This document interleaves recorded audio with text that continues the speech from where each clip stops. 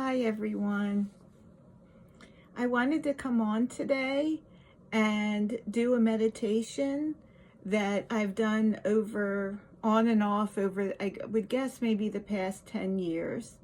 I've been meditating on and off for the past 20 years. Within the past 10 years, it's been more on than off.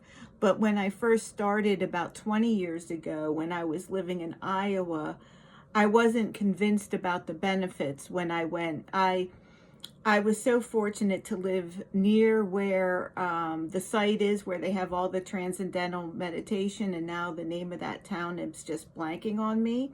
But I was able to go there when I was out in Iowa, and that's where I was introduced to meditation when I was getting my PhD in statistics at the University of Iowa before my children were born. And they're 18 now, so I know that it was at least 20 years ago when I was introduced to meditation. And that was Transcendental Meditation. Since then, I was inducted into Transcendental Meditation. And then in addition to that, I've studied with several other teachers from all different, I guess you would call schools of thought and everything. One of the ones that really, I guess, felt good to me and resonated, that's the word I was looking for.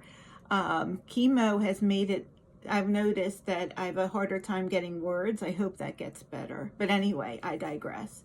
One of the types of meditations that really resonated with me is called Tonglen Meditation, and that's a type that Buddhist people do. And what it means is there's two words in it, Tong, T-O-N-G, and Len, L-E-N. And Len means to bring in. And so in this meditation, you visualize yourself bringing in the suffering of others.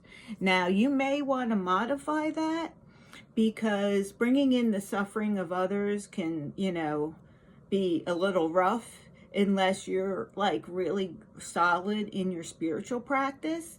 So I like to visualize we're pulling out the suffering of others and then transmuting it and, doing something with it, transmuting it down. Like if I bring it into myself, then I put it down through my feet into the earth, or that's if I bring it into myself.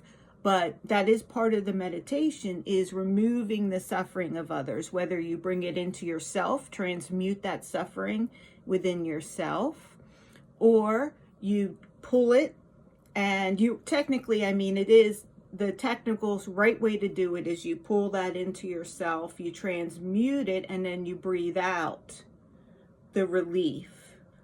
You breathe out the joy. So that's the main gist of it, is that while you're meditating, you're envisioning, because it's like a breath meditation, where in addition to watching your breath, as you breathe in, you're removing that suffering from others. And as you breathe out, you're breathing out joy, love, whatever. There are different versions, so that's just the one that I was taught. So I'll tell you, one of the things I've been thinking about was that there are so many, there are already tons of people suffering in the world. And then we've got to go and do something like shut down USAID and induce a whole lot of needless suffering. There are so many groups of people that we could think about when doing this meditation, because there's so many different groups of people suffering right now. And so I thought it might be nice to make this a daily practice, and maybe we could even do it live. I just wanted to do this instruction video not live, because I assumed I was going to make a lot of mistakes at first when doing this meditation. So today you can just follow along with this video not live, and then leave in the comments if you want to do like a group meditation live. But I figured each day we could focus on one group of people to pull in and remove the suffering and breathe out and send love, joy, compassion, even visualizing them getting whatever medicine, food, water, whatever they need. So I looked up just to remind myself where the biggest humanitarian crises are right now. And I'm just going to list them. I'm not going to go into details. I'm just going to give very high brief because I don't want anyone, if you're empathetic like me, to get too far into the weeds thinking about the suffering. In Sudan, there are 5 million people who are almost starving and 2 million people who are starving, and limited access to humanitarian aid. So that's Sudan. Sudan, we want to focus on people getting the food that they need, and that any violence or anything like that preventing things to getting to them is put aside and people are peaceful. In Yemen, there are 4.5 million people displaced from their homes. So think about not being able to be in your home. And there's more than 20 million people in dire need of assistance with malnutrition, not getting their medicine, etc. So in Yemen, we can focus again on getting people food. So when we breathe out, in addition to love and compassion, we can breathe out and think about food going to those people. And let me just stop and say, for anyone who's thinking, what is this going to do? This isn't going to do anything. Well, it may not do a lot, but it will do something, because everything in this world is vibration. And if you take time to learn quantum physics, then you will know that by us setting these intentions, and the more of us that do it, and if we do it at the same time on a live, it would be even better, the more effect this will have. And even if it's the tipping point between 1 or 2 people not suffering, right? That's 1 or 2 people less suffering. You know, if we were walking down the street, right, and we saw someone laying on the side of the road suffering, I guess it's gotten to the point where some of us, not people on this group, I'm sure, but some of us who live in this country would pass them by. And that's what's happening, because when we become aware and we know, when we see that these things are happening and we don't do anything and we push them out of our consciousness, it's just the same as if we were walking past that person on the street. And if you're like me and just had a bone marrow transplant and on disability, and so can only give limited amounts of money to different aid organizations, and can't get out there and physically now work at a meal kitchen or something like that, then this is something that you can do, and you can know that you're at least doing something. You know, you are changing, you are putting out a positive vibration for these people, and even that little bit is going to help. And the more of us that do this, the more powerful that vibration of help becomes. Sorry, so I digress. So I've talked about the Sudan and Yemen. In Syria, 14 million people have been displaced. Thank God the situation in Syria is getting better. In the Congo, 25 million people are in need of humanitarian aid to survive. Over 7 million are displaced. In the Ukraine, since February 2022, so it's been 3 years now, those people have been suffering under bombing, under cold winters, and there's been many people who've been killed. The conflict has led to a lot of suffering in the Ukraine. I think in the Ukraine, we can also focus on bringing an end to the war in a way that is not detrimental to Ukraine and Europe. Of course, we have Gaza. There's been a devastating 15-month war affecting about 2 million people, and all of them have been displaced pretty much. 90%, it says, have been displaced here. I'm reading a little thing. So, and all of them are hungry. There's famine there, not enough aid. Then what has been the tipping point for me, so for me, Gaza was really hitting me hard, and also when they bombed Lebanon, being that I'm Lebanese, and the Ukraine war hit me hard, and what was happening in Syria also hit me hard. You know, my great-great-grandmother went from Lebanon to Syria and then to the United States. And she wrote her autobiography, and her name's Leah Barakat. If you're interested, you can look it up and read it online. It's free. Leah, Layyah, and then Barakat, Barakat, I think. But that was her, and I believe her autobiography is called Lebanon, A Harvest of Love. And it talks about how she was a Christian, and actually they're Christian and Muslims both in Lebanon. And at that time, the Christians were getting more picked on. And so she went to Syria, and then there was also problems in Syria. And so eventually she came to the United States and became a missionary here. And that's why we have our little house in Maine that we go to every summer, because she would preach up there and the townspeople built it for her. So there's a little history, and that's why, though, I have such a connection to the Middle East. And definitely a lot of the stuff that has come up around Gaza has really impacted me. In addition to that, so like I said, what I was saying was the closure of USAID sort of put me over the edge. And I think it's because of the fact that I have suffered so much with disease myself. I've been dealing with this, I've been diagnosed with this cancer since 2018. So diagnosed since 2018, but for years before that, I suffered feeling sick. Now, not as sick as I felt after I started treatment for cancer, that's for sure. But there have been points in my life where I have felt so sick that I wished I wasn't here anymore. The physical suffering has been that severe and prolonged.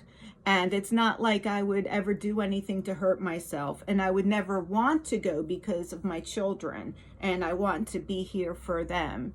But I have experienced intense physical suffering. And while that has happened, thank God at every point in time, at some point in time, that suffering ends, whether it be I am, given a narcotic, a dose of narcotic to get me through, or like, when it's really bad, or I have pain medicine that I have to use. If I don't take my pain medicine, I can't be sitting here talking to you.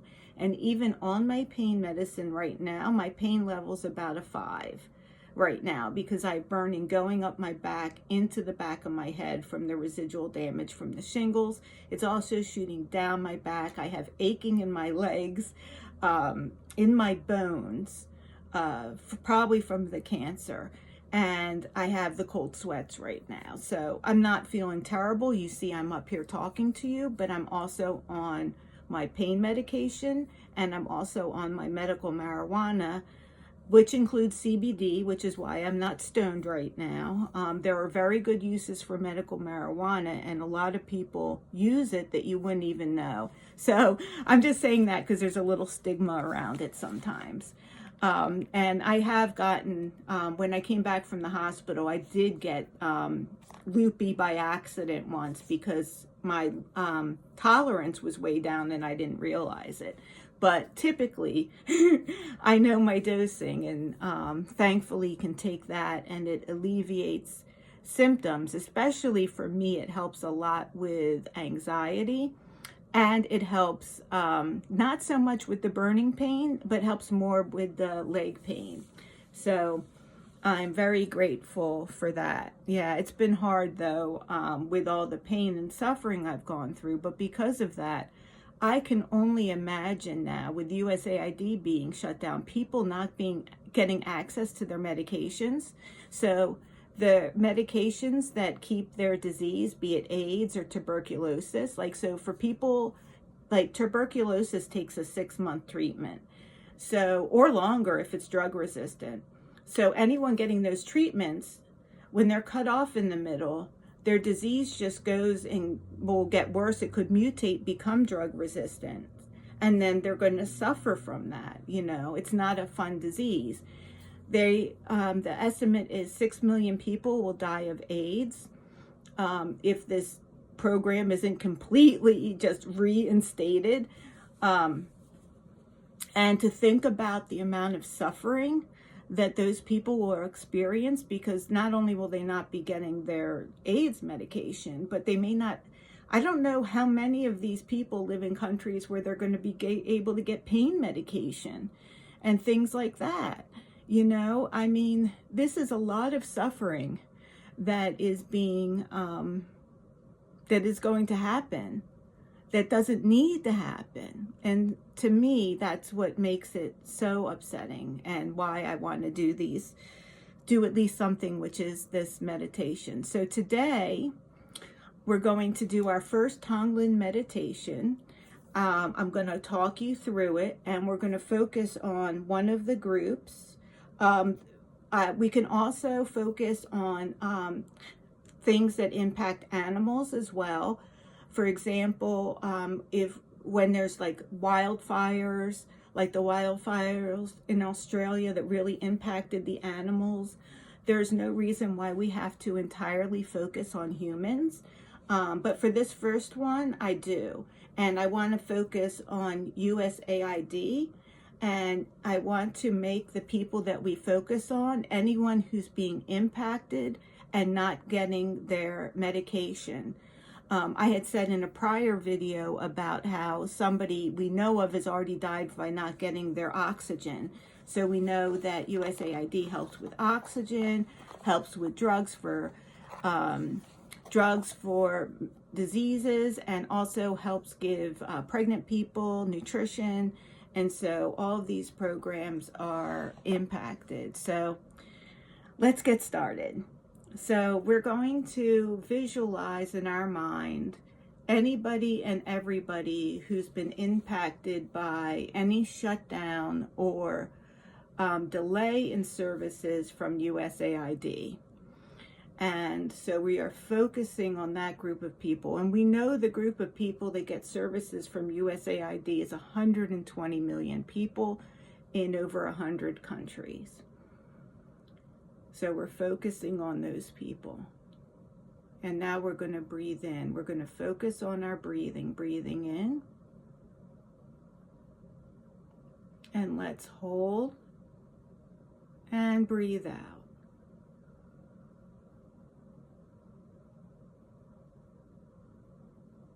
And let's just do that a few more times. We're going to breathe in about for like a count of 8 to 10.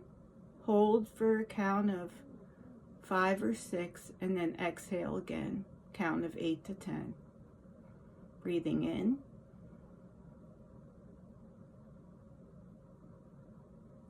Holding.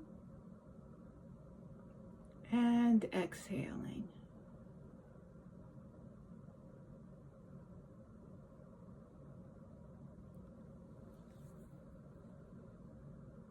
Holding. And exhaling. And now as we are doing our breathing and we're breathing in slowly and deeply, we are imagining that we are removing all the suffering from those people, all the suffering, all their pain, any hunger, any pain and hunger is coming up off of the people. And we're going to take all of this pain and hunger, and we're going to put it in a ball. All that pain and hunger, and we're going to put it in a ball.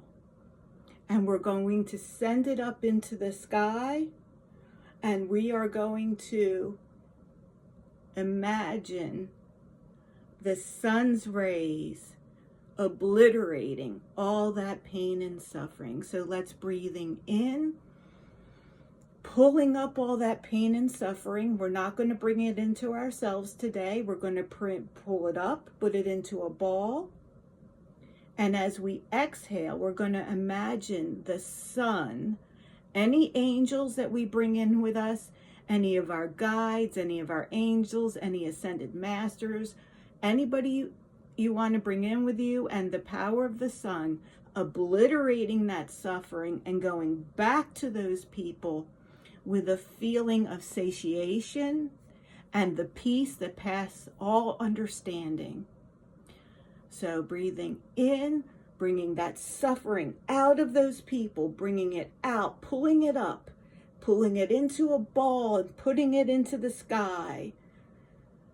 And then as we breathe out our love and joy and happiness. And we do that with the ascended masters and our angels and our guides with us.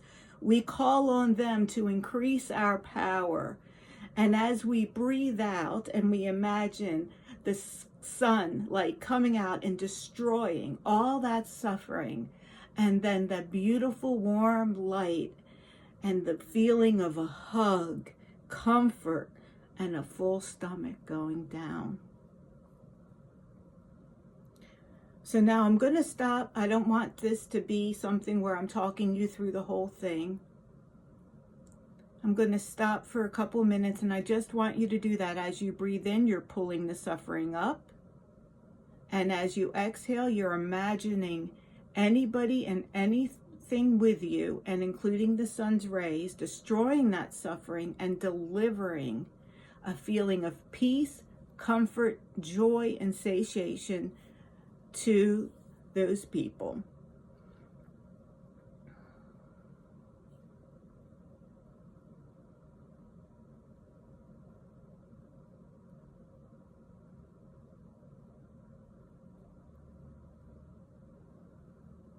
Their stomachs are full.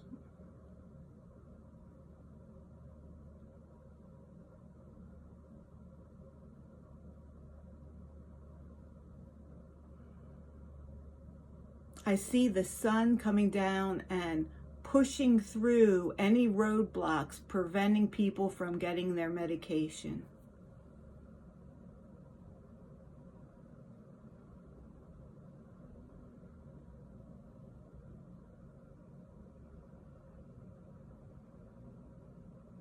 As I breathe in, I pull all the pain and suffering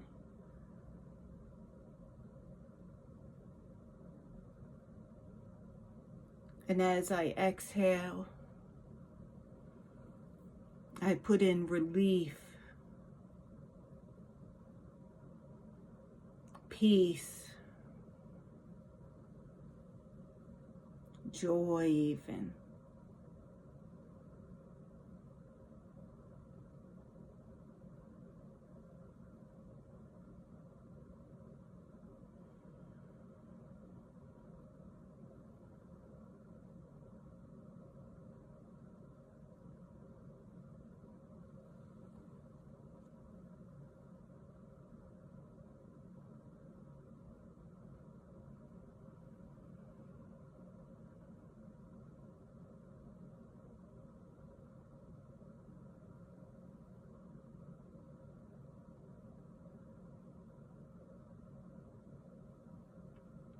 As I exhale, I see pregnant mothers getting packages of supplies to help them have completely healthy, strong babies.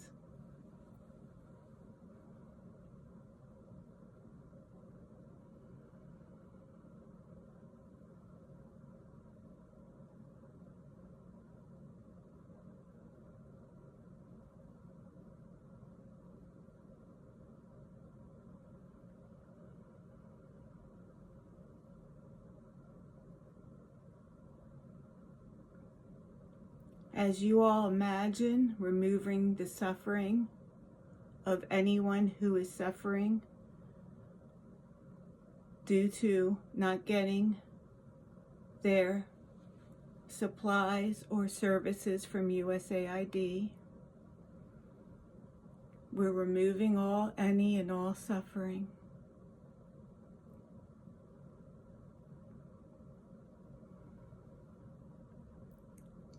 And we have called in, and our helpers and the beautiful sun is coming in. The sun is going to kiss them. They're going to be kissed with beautiful sunshine. And how you feel that warming, that sun hitting your skin. All of our love and good intentions are going to penetrate with that beautifully into their skin so that they can feel at peace and they can feel well.